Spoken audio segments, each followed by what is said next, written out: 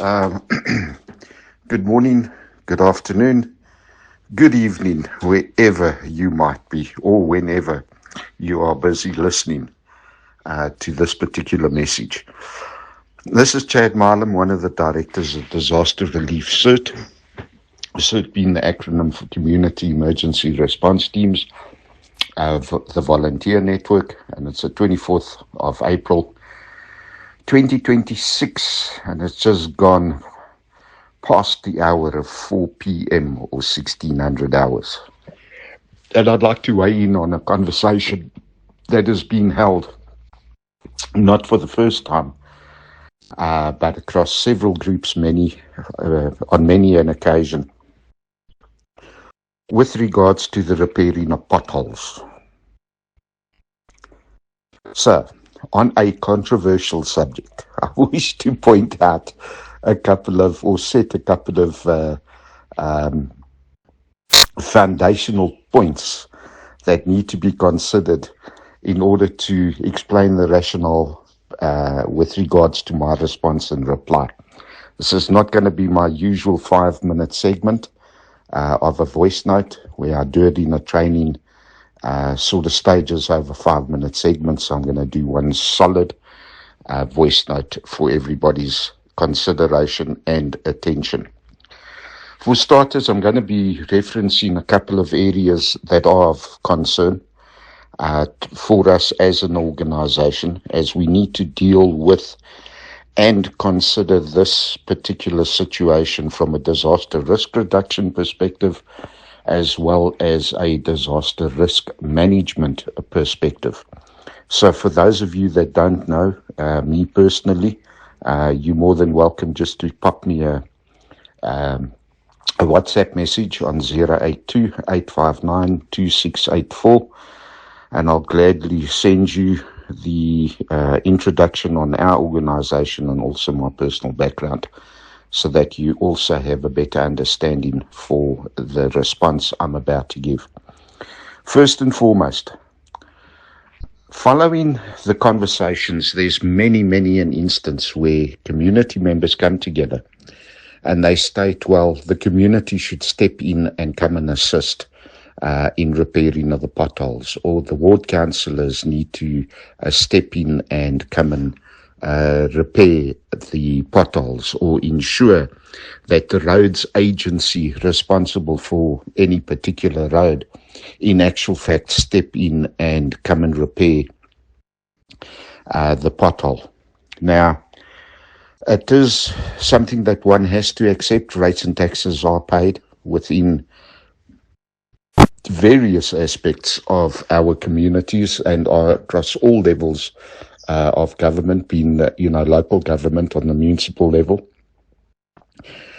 provincial government, and then of course national government. And each one of the spheres of government have their own individual responsibility to repairing roads in their particular jurisdiction. So to give you an idea, in the city of Ekurhuleni, I'll start out on the East Rand. In the city of Ekurhuleni, certain portions of Pretoria Road, for example, fall under the city of Ekurhuleni, yet when you arrive at one particular stop street and you cross over that particular stop sign, that next section of Pretoria Road falls under Gauteng provincial government, and therefore it becomes somewhat confusing as to who is responsible for the road.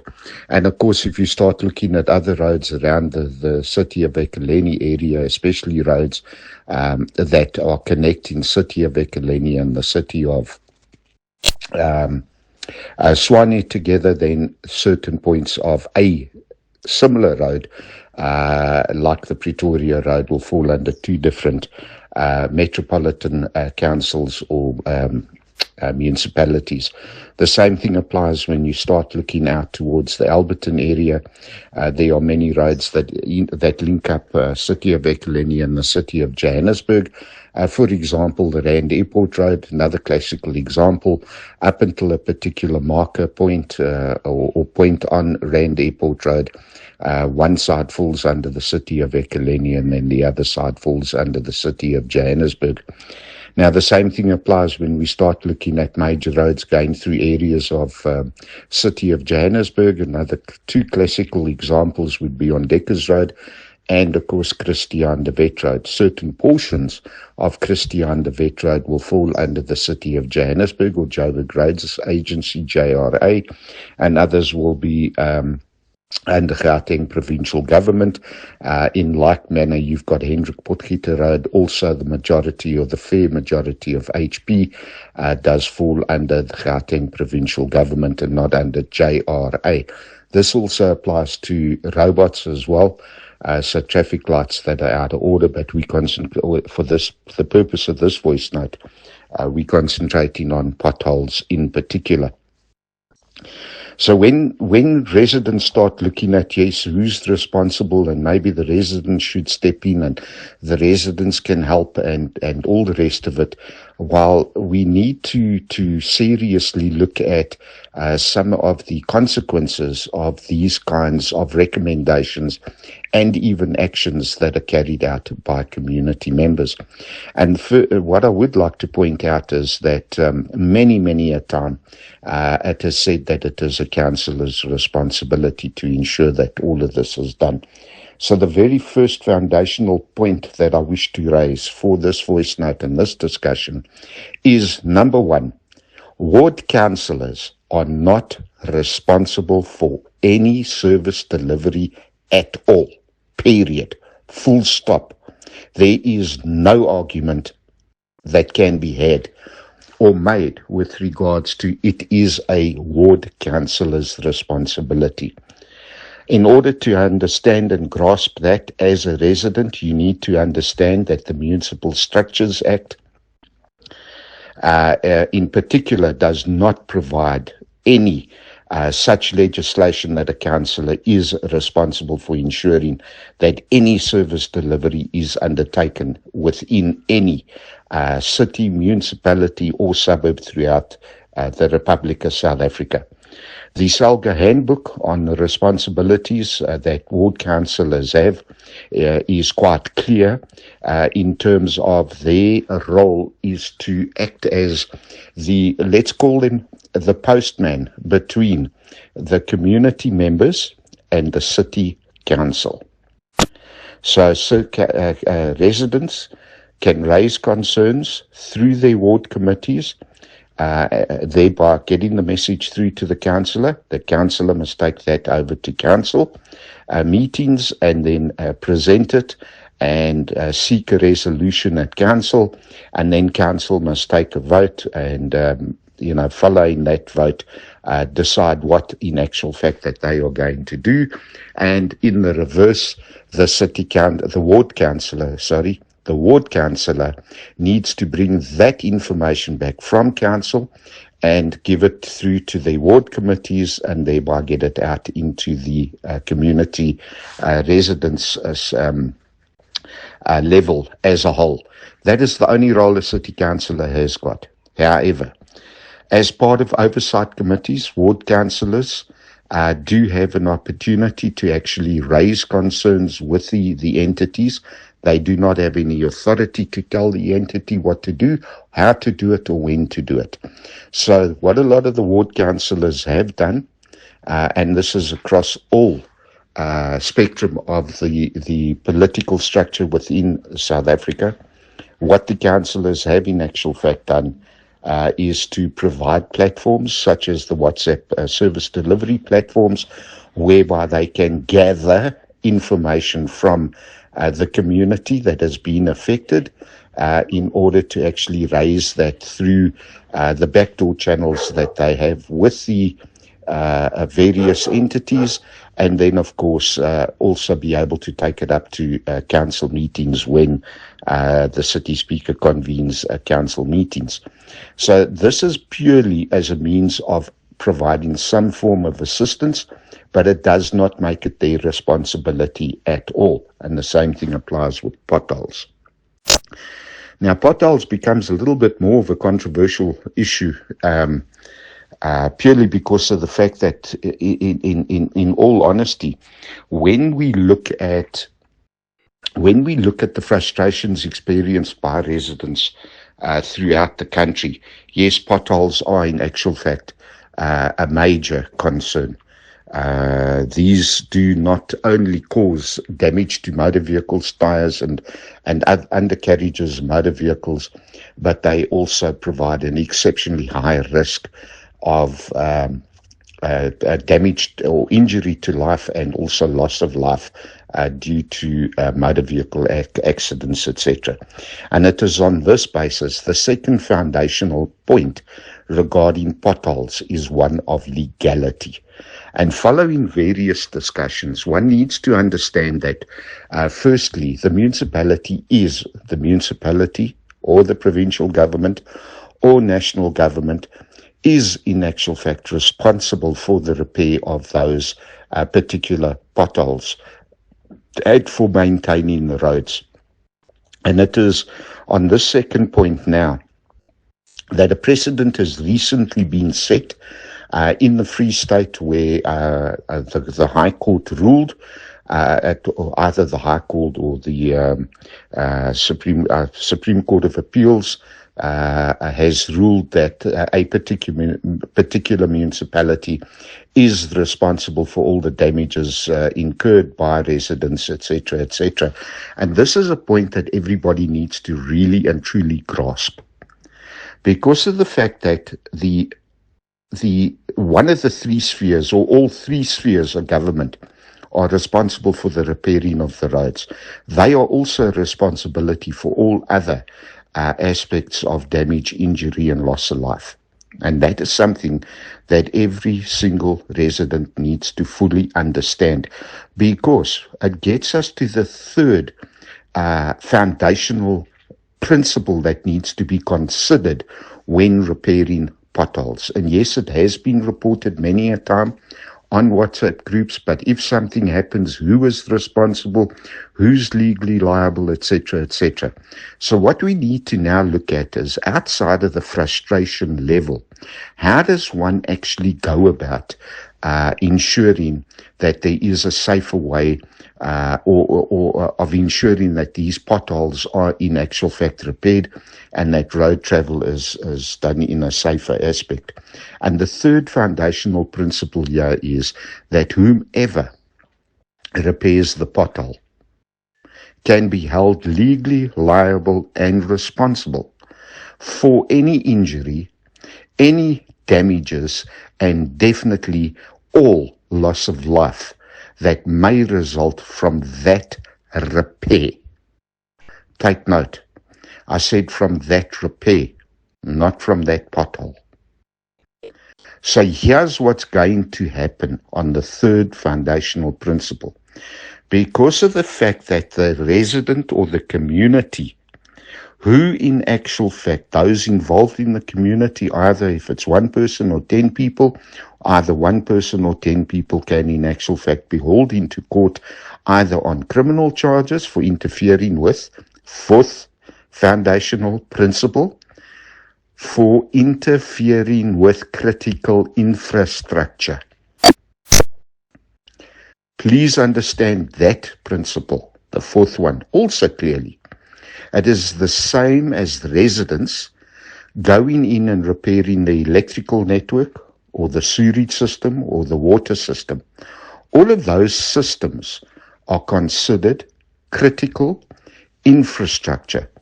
And I think it's called the Critical Infrastructures Act, prohibits unauthorized persons from carrying out any form of repair or entering into or onto, without permission, those particular areas. So yes, as road users, we've got the right and the permission to use it for travel. We do not have the permission or right to use it, to repair it, or to modify it, or to change it, or even go out there and paint stop on the street where the stop paint has been eroded due to rain, etc. So your fourth principle, you as a resident, a member of the community, can be charged on a criminal basis for damage to critical infrastructure. Now, at the same token, that's on the criminal side. What about the civil side?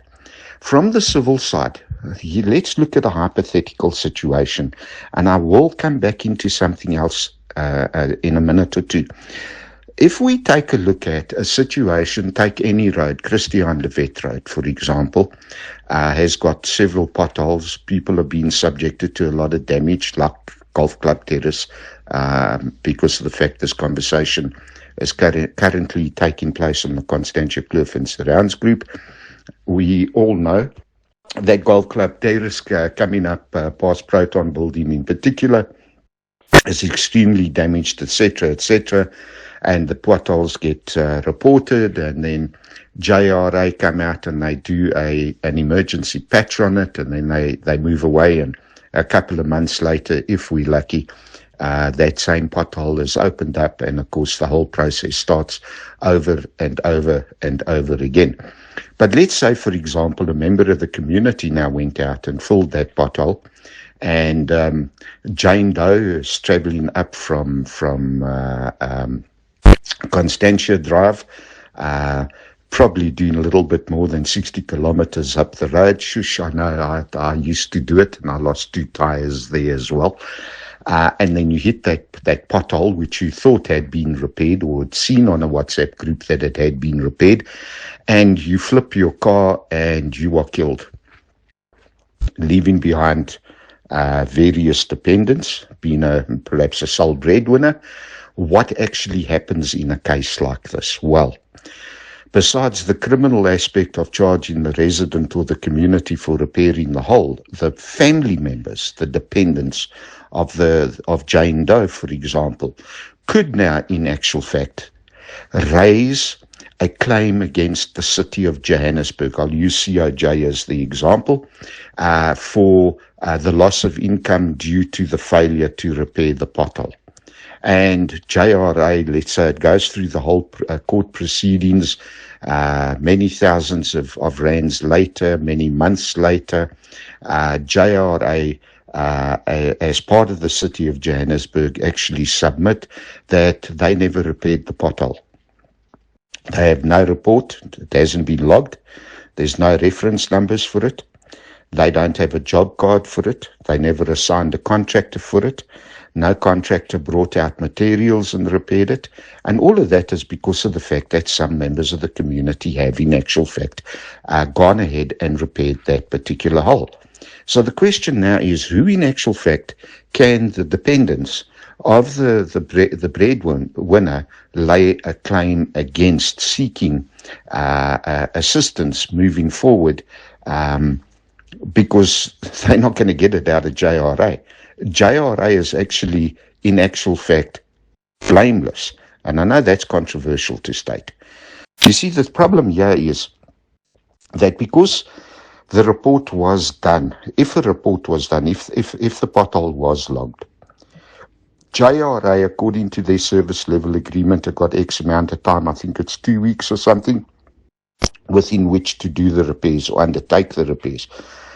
They don't have to be permanent repairs. They can be temporary repairs. However, as we know, the asphalt plant is one day working, next day it's not working, then it's working again. And slowly but surely, all of these potholes are increasing, and the plant can't produce enough asphalt, and therefore there are no resources to repair any of this. JRA could, in actual fact, they are in actual fact put in a position where they can't meet their service level agreement because of the lack of resources. Again, these are things that will be taken out and considered in court if JRA were in actual fact responsible for this. That being said, one needs to seriously look at the legal liability on this. And the question now that I want to now come away from these 4 foundational principles, and I want to move into another area altogether from a disaster risk reduction and a disaster risk management perspective. In both aspects, we know that we got a high number of potholes throughout the country, and in several instances, those potholes in actual fact also develop into sinkholes. And I know one of the municipalities actually declared a disaster in terms of the Disaster Management Act, in order to be able to secure finances and resources out of national government in order to undertake repairing of the potholes within that municipal jurisdiction. Now, unfortunately, we also need to understand that through the various legislative acts that are applicable, certain things need to be done. So again, from a disaster risk reduction and a disaster risk management perspective, it is the responsibility of communities to log their potholes. But it is also the responsibility of communities, and in particular road users, to be diligent in terms of what they do while they are driving down the road. And if you as a driver are aware of the fact that there is a pothole, especially around the Proton building on Golf Club Terrace, for example, you need to ensure that you slow down. It's not City Council or any other road agency's responsibility to ensure that that road is workable for you to travel at 60 kilometers per hour. Because there's another aspect that you need to consider as a road user. If you in actual fact do incur damage to your vehicle, motor vehicle accident, and you apply for assistance from your insurance company could turn around and say, okay, well, how many Ks were you doing up the road? And I was doing 50 Ks up the road. Were you aware of the pothole? Yes, I was, but it was repaired. So in other words, you knew that the pothole was there, but there's no guarantee that the repair would have held. Correct. Sorry, we're not paying you. You've lost it. Okay? You're not going to get your bucks. So you've got a responsibility as a road user as well, unfortunately. And this all falls within the disaster risk reduction perspective, because we know that that's a risk. And therefore, we have, as an organization, have a responsibility to say to the road users, guys, this is what you have to carry out and undertake in order to ensure the safety of your vehicle and the occupants of your vehicle, including yourself, as a result of potholes. That doesn't provide any solution to the pothole, because, again, the repairing of that pothole has to be undertaken by the council, whichever council it might be. But you've also got a responsibility.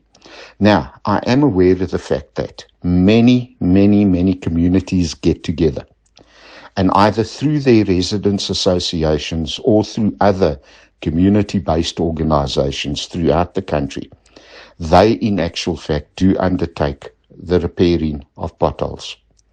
Now, because of the fact that those are usually properly and duly constituted organizations, i.e. they normally have a constitution where 3 or more people have come together with a common interest or common goal, and they might have a particular committee, and they might in actual fact have X amount of members where voting and decision-making, etc. is done. And because of the fact that they are a duly constituted organization, they can be sued, and they can sue. They have a legal persona. They become a juristic person by nature. And as a residents association or residents forum or whatever organization name or type that they might have established, they may decide of their own accord to go ahead and repair potholes. And if they do, they are fully aware of the fact that they do so at their own risk. In other words, in the event of a claim for damages or for loss of life, due to the death of a breadwinner, the actual juristic person can be sued and taken to court. And of course, that will be up to the members to decide whether or not they in actual fact are prepared to allow their organization to be taken into court. However, all the constitutions do provide limited liability, and of course the committee and the members are not actually going to have to fork out the money and pay and everything else, but the organization most definitely will have to do this. And then when these organizations do it, they do it of their own accord. They do it of their willingness to try and assist. But again, they are also subject to getting resources to fill the potholes. And when we look at how the roads are in actual fact constructed, potholes are normally not repaired to the same degree and level that the road was originally developed within those specifications, because these are quick fixes and they will constantly open up. And it is unfair on community members to blame anybody, JRA included, for substandard repairs. For example, I know of incidents in several cities where community members actually come out and fill the potholes with broken tiles. So now you've got vehicles driving over a pothole and losing their tire because these sharp-edged tiles are penetrating their tires and still causing damage. I mean, we've got to be reasonable in terms of what we are doing.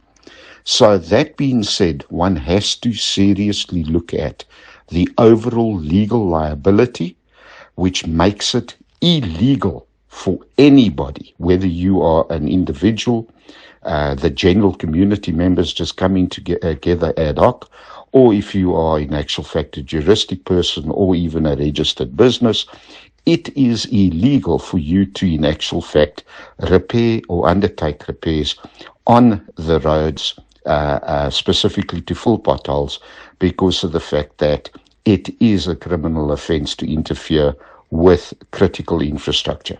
That, unfortunately, is the only thing that has to be considered. But it's not all bad news. Most of the councils do, in actual fact, enter into agreements with companies or community-based organizations, that is, duly constituted associations like residents' forums, residents' associations. They will enter into a legally binding agreement with these organizations. And I believe that a fair majority of the agreements do place very specific stipulations on the residents' associations or whoever it is that's going to sign those agreements, in order to ensure that the repairs are carried out at a particular level, utilizing a specific and approved materials and resources for the repair of those roads. So it's not just a case of, yes, the councillor can get permission to in actual fact fill the hole. No, the councillor cannot, because there's no legal agreement that is signed between the city of whichever city, the council, and that particular organization. Anyway, 30 minutes in, I hope that this is going to be beneficial and very controversial, unfortunately. But thanks very much for your time. Right, I thought I was actually going to only have one voice note for the fixing of the pothole discussion. So today is Saturday, the 25th of April, 2026.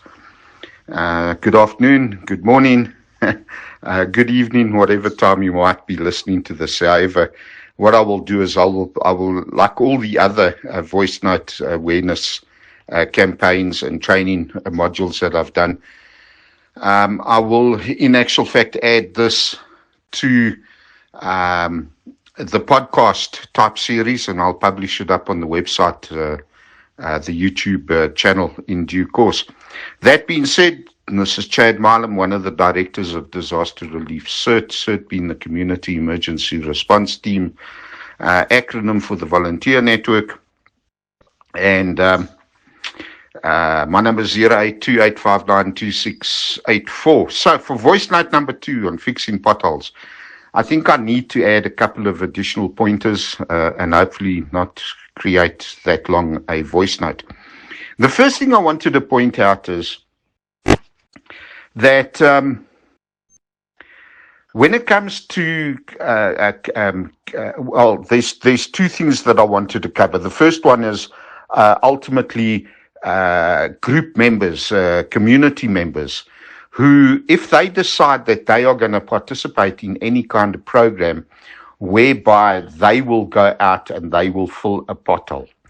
A couple of additional pointers that need to be considered. So if you, whoever you are, want to or are considering going out there to fill a pothole, whether it is through asphalt that's been purchased in whatever format, and you want to do this in your personal capacity, or if you're buying these so-called kits that have now been made available, which quite personally, those kits would be perfect for private properties or for business properties that have got tarred driveways and parking bays, perfect for a solution for them.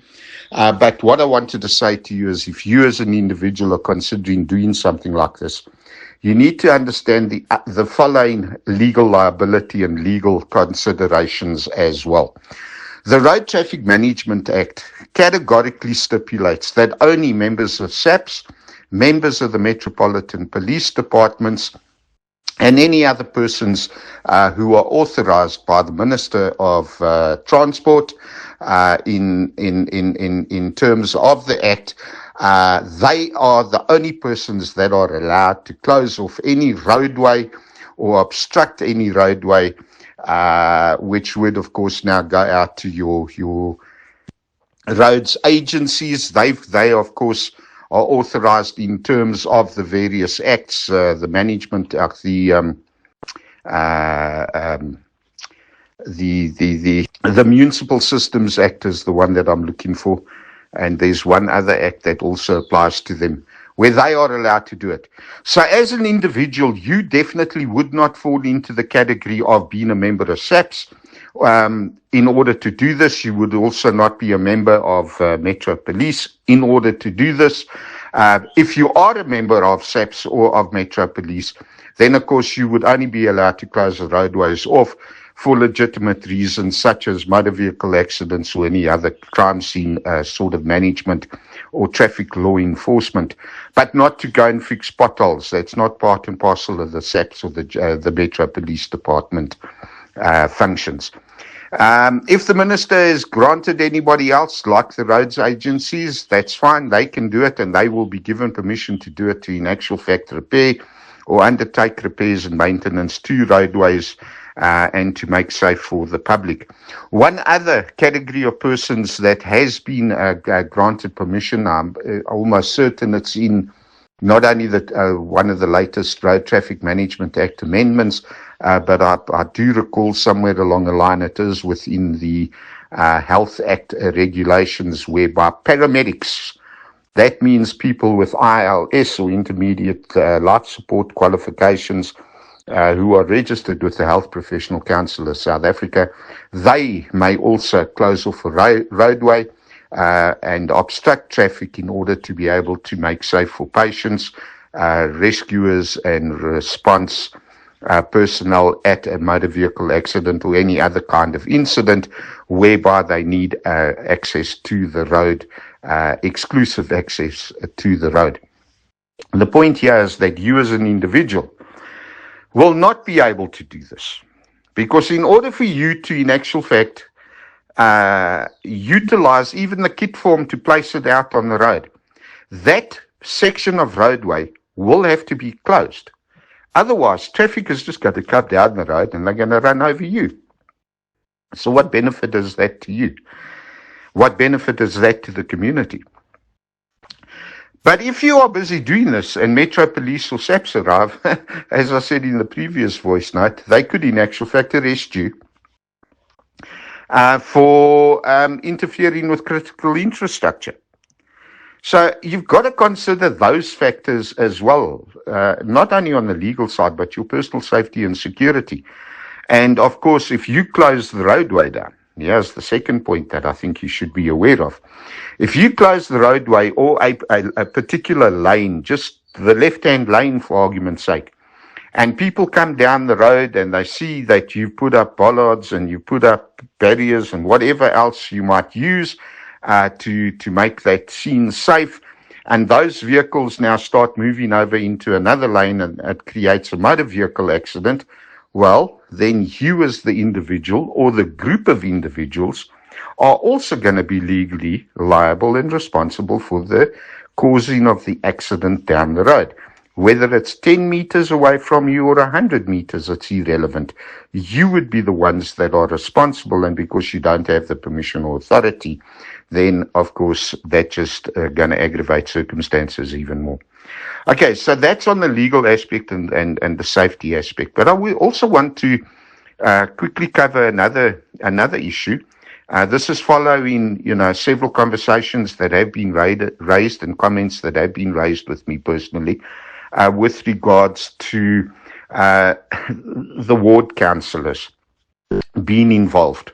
Now, as I mentioned in voice note number 1, yes, the ward councillors need to be involved in the escalation and oversight of the roadways, etc., etc.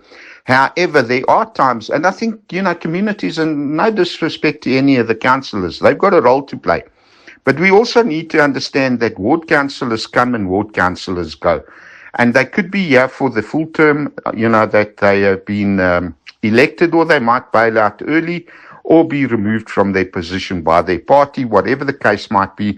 The thing is that councillors can be moved and or removed, so therefore they come and they go, and it's not always the same councillor. And when, in our opinion, when a councillor is involved in matters that are overstepping their purview, their role, it creates this unnecessary expectation within communities that this is what ward councillors should in actual fact do. So ward councillor this year comes in and the ward councillor decides, okay, I'm going to get involved and I'm going to do this and I'm going to do that in terms of finding a solution which is outside of the Municipals Act itself and any other legislation or their SALGA responsibilities, and they strike some kind of deal with the entity or with the residents association or residents forum, and somewhere along the line, the perception is created that the councillor has been authorised to carry this out, or the councillor has given permission to carry this out. That false expectation gets carried over when that councillor moves on and another councillor comes in and replaces them. And then the community is upset with the second, the replacement councillor, because of the fact that they themselves are not in agreement with, carrying out these activities.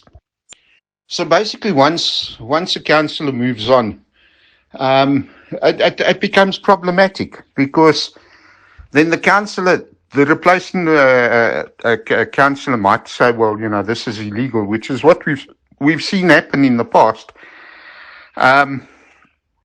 where a councillor has entered into some kind of verbal agreement or otherwise with a particular party or persons or other organisation, and then suddenly they've been told, no, you can't do that, please stop. The other thing that comes into play is, because of the fact that we've got multiple spheres of government. When you look at like the city of, or Mokali City, for example, West Rand District municipality, anything that is decided in that municipality or within that district itself doesn't apply to the city of Johannesburg. And city of Joburg decisions don't apply to city of Ekurhuleni or Tshwane or Midvaal or even, KZN side, Western Cape government decisions don't apply in Joburg. And what they do doesn't always mean it's something we can do in the city of Joburg, as an example. And then, of course, that there is on the local municipal level, but then you've also got to look at the provincial level. Provincial government itself could in actual fact outlaw, and they do, because they have to comply with the National Government's Act called the Road Traffic Management Act. So the MMC for roads or safety and security or whatever portfolio might hold the responsibility for, in this case, the fixing of potholes, they may have a totally different set of rules or legislation or regulations, to be more accurate and precise, that we have to comply with as community members. So even there, the ward councillors in the city of Joburg cannot in actual fact stipulate, well, this is now what has been approved, or the City of Johannesburg's MMC for whatever portfolio can't, in actual fact, give permission where the provincial government has banned it or outlawed it or not permitted it in whatever format, because, of course, municipal has to follow provincial, provincial has to follow national government. And that's just the way that the structure is. So this is now where it becomes problematic when we have got councillors that, and I use the term, but not disrespectfully, overstep their boundaries, or in actual fact are working outside of the mandated responsibilities. And this doesn't only apply to ward councillors, but it applies to all kinds of entities itself, whether they be within the security, within the CPFs, the SAPs or whatever. Just to give you an example, and maybe it's a stupid example to explain what I'm saying, we can't very well have, let's say, SAPS members stepping forward and saying how the hospitals need to be operated. I'm talking on an official sort of level. You know, it's not for SAPS to dictate what the health department does. They can contribute through the various channels, etc. And that's exactly the point I want to bring. Through the various channels that are available to all entities who may have a problem with other entities or other forms of government or services, or where delivery is required, then it needs to be done through the appropriate and correct channels. And of course, doing it that way, we do get to a consensus where either the City of Johannesburg itself, City Council, actually then approves a motion, and there's a resolution taken and a bylaws put in place that stipulates A, B, C, D, E. And in all honesty, I do believe that there are several bylaws that are probably already governing this whole aspect, which is why I know on the city power aspect, applications need to be made for, the locking and securing of mini substations to prevent some of the vandalism, etc., etc. And then, of course, that responsibility is given over to a duly constituted residents association, or to any of the relevant private security service providers who enter into those agreements and take the responsibility over to ensure keys are available, that type of thing. So the whole thing comes down to accountability. Unfortunately, that's just the way that it is. And as I said previously, this is a very complex situation. And I think residents need to understand that, what happens in one area doesn't apply to another area. This discussion I know I had with the MMC for environment 3, 4, maybe 5 years ago. At the time, I can't remember exactly when. I'd have to go back and have a look. The discussion of potholes was also brought up. I was put on the spot with regards to what my opinion was, and fortunately my opinion was fully aligned with the MMC at that stage. And I know the MMC has actually moved on to the Gauteng provincial legislator, who, funny enough, said that's just the way that it is, and they were not in a position to agree with any of this either, even as the MMC for COJ. So, guys, I hope this clears it up and adds a little bit more clarity to what I did provide in the longer voice note. So I'd like to say have a good one.